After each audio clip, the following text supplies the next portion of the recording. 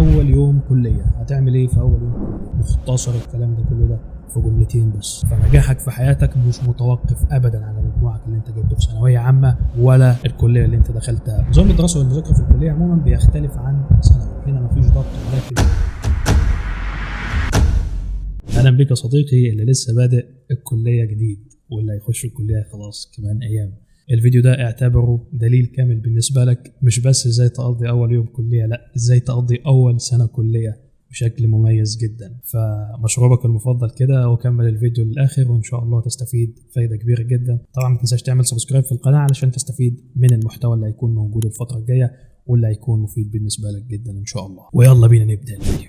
اول حاجه قبل ما نبدا الفيديو كده عايز اقول لك، لو انت جايب مجموع مش كويس وداخل كليه غصب عنك كده والتنسيق اللي جابها لك، عايز اقول لك ارضى يا صديقي بنصيبك، لان معظم الناس كانوا كده. ناس كتير جدا جدا من اللي دخلوا ثانويه عامه وجابوا مجموع قليل ودخلوا كليات مش حابينها، معظمهم بعد سنه وسنتين وحتى بعد ما خلصوا كليه عرفوا ان ده كان الخير ليهم بعد ما رضوا بنصيبهم واشتغلوا على نفسهم جنب الكليه ومشوا حالهم كده في الكليه ونجحوا وعدوا خدوا الشهاده الجامعيه، وفي نفس الوقت اكتسبوا مهارات حياتيه وعاشوا حياتهم وكانوا ناجحين في حياتهم. فنجاحك في حياتك مش متوقف ابدا على مجموعك اللي انت جبته في ثانويه عامه ولا الكليه اللي انت دخلتها، متوقف عليك انت وعلى شغلك على نفسك وعلى اجتهادك في حياتك عموما. وان شاء الله الفيديو ده يساعدك جدا في ان انت تخلص من مشاكل كتير ممكن تواجهك. فيلا بينا نتكلم عن اول يوم كليه. هتعمل ايه في اول يوم كليه؟ طبعا على السوشيال ميديا هتلاقي ناس كتير جدا جدا بيتكلموا عن اول يوم كليه وتلبس ايه وما تلبسش ايه والحاجات اللي انت تعملها وكوميكس وحاجات كتير جدا كده، ولكن انا هنا اقول لك مختصر الكلام ده كله ده في جملتين بس. اعتبر ان انت نازل سنتر دروس بتحضر كام حصه دروس عادي جدا. لو انت نازل سنتر دروس فانت مش هتلبس لبس غريب قوي ولا هتلبس لبس مميز قوي قوي عندك ولا هتكون عامل حلقه غريبه ولا كل الكلام ده. انت هتلبس لبس عادي وكمان هتنزل كانه يوم عادي جدا وتحضر حصصك وتروح البيت عادي جدا بشكل روتيني زي اي يوم كنت بتنزل فيه دروس. ده نفس الكلام في اول يوم كليه، ولكن الفرق هنا ان انت مش هتاخد حاجه معاك ولا تاخد معاك ادوات ولا اي حاجه من كل الكلام ده. كل اللي انت هتحتاجه معاك في اول يوم هو موبايلك، ولو عايز تكتب ملاحظات ولا اي حاجه ممكن تكتبها على الموبايل عادي جدا. كمان هتاخد معاك بطاقه الترشيح وبطاقتك الشخصيه ومستلزماتك الشخصيه اللي بتكون معاك في اي مشوار دايما. ده كده اول يوم كليه باختصار وبدون الدخول في تفاصيل معقده. ويلا بينا نخش على النقطه الثانيه. تاني حاجه بقى نظام المذاكره والدراسه في الكليه عموما. نظام الدراسه والمذاكره في الكليه عموما بيختلف عن ثانوي. هنا مفيش ضغط ولكن ممكن تلاقي المناهج كتيرة شويتين 3 4. هتلاقي المناهج كتير وبتدرس كميات كبيرة جدا ولكن مفيش ضغط، وفي نفس الوقت الامتحانات الأسئلة بتاعتها مش بتكون بنفس التعقيد بتاع الأسئلة بتاعت ثانوي. يعني انت هنا مفيش حد بيضغطك ولا حد ولا مدرسين ولا مجموعة عايز توصل له ولا كلية، انت خلاص في الكلية. فانت هنا مش محتاج ان انت تضغط نفسك بشكل اوفر جدا بقى وستريس وكل الكلام ده. كل اللي عليك ان انت هتحضر محاضراتك وتذاكر اول باول كده وتخلص الحاجات اللي وراك وتقضي السنه درس. هتضغط نفسك مثلا في اخر شهرين ولا الكلام ده لو انت ما ذاكرتش على مدار السنه فهتضغط ضغطه محترمه وهتتزنق زنقه الكلاب اخر السنه.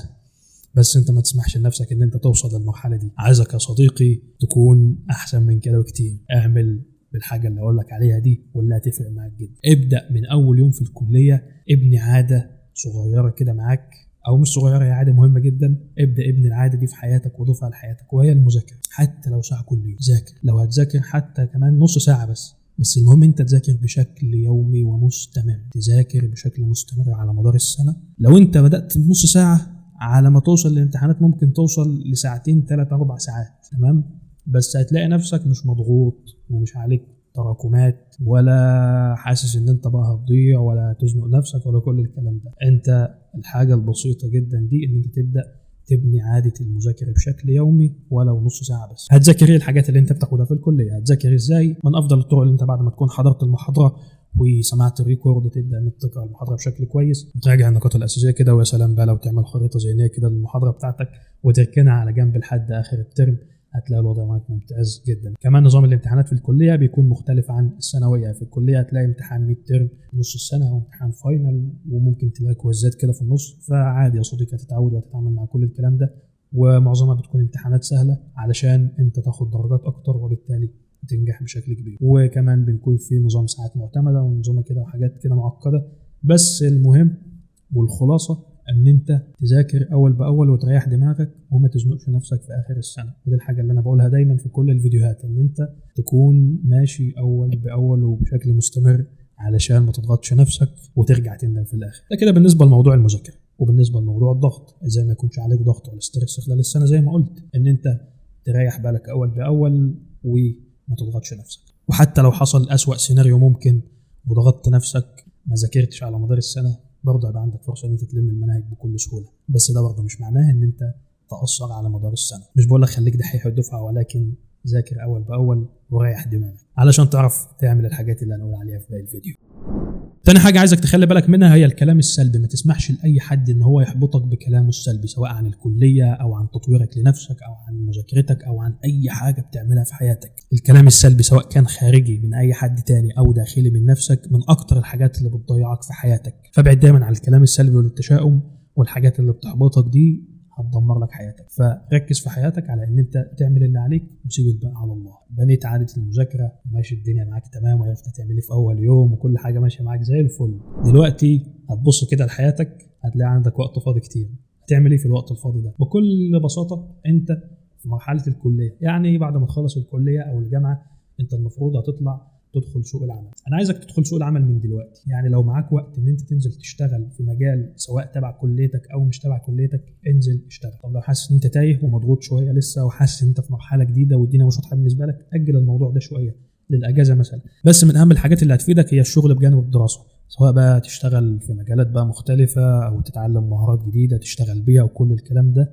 بالمناسبة لو عايز تعرف أكتر عن الحاجات دي وإيه المجالات بقى اللي أنت تبدأ تشتغل على نفسك فيها وإيه الحاجات اللي أنت إيه المهارات اللي تشتغل عليها وكل الكلام ده، اعمل سبسكرايب في القناة واستنى الفيديوهات الجاية اللي هنتكلم فيها عن المواضيع دي، وإن شاء الله يكون فيها فايدة كبيرة جدا جدا ليك، وكمان حاجات هتساعدك إن أنت تحسن من حياتك أكتر. فاعمل سبسكرايب في القناة دلوقتي ويلا بينا نكمل. دلوقتي زي ما قلت لك في وقت الفراغ الكبير اللي هتلاقيه في حياتك، عايزك إن أنت تملى الوقت ده بمهارات تبدأ تشتغل عليها في حياتك. ومن اهم الحاجات اللي تشتغل عليها طبعا هي الانجليزي. فابدا كده، سواء هتشترك مع حد في كورسات مدفوعه او مجانيه او هتشوف حد على اليوتيوب او هتعمل اي حاجه او حتى هتسمع افلام باللغه الانجليزيه بحيث انت تطور من مستواك في اللغه الانجليزيه. ابدا اشتغل على الموضوع ده من دلوقتي وحاول ان انت كده تظبط اللغه الانجليزيه على مدار سنين الكليه. الموضوع ده هيفيدك بشكل كبير جدا لا تتخيل. وده كده كان فيديو النهارده، حبيت اشارك معاك شويه حاجات هتفيدك جدا جدا في اول سنه كليه وهتساعدك ان انت تقضي السنه دي بأحسن شكل ممكن، وكمان تبعد عن كل الضغوط اللي ممكن تواجهك. قول لي في التعليقات ايه اكتر حاجة